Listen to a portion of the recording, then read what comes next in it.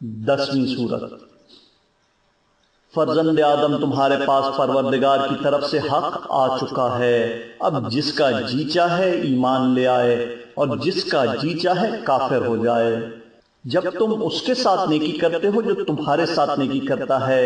اور اسی سے تعلقات رکھتے ہو جو تمہارے ساتھ تعلقات رکھتا ہے، اور اسی سے بات چیت کرتے ہو جو تم سے ہم کلام ہوتا ہے، اور اسی کو کھلاتے ہو جو تم کو کھلاتا ہے، اور اسی کے ساتھ انصاف کرتے ہو جو تمہارے ساتھ انصاف کرتا ہے، اور اسی کا احترام کرتے ہو جو تمہارا احترام کرتا ہے، تو ایک دوسرے کا فضل ہی کیا، واقعی خدا اور رسول پر ایمان رکھنے والے تو وہ ہیں جو برائی کرنے والوں کے ساتھ احسان کرتے ہیں، قطع تعلق کر لینے والوں کے ساتھ بھی تعلقات برقرار رکھتے ہیں، اور محروم کر دینے والوں کو بھی عطا کرتے ہیں، اور خیانت کرنے والوں کے ساتھ بھی انصاف کرتے ہیں، اور بول چال بند کر دینے والوں کے ساتھ بات چیت جاری رکھتے ہیں،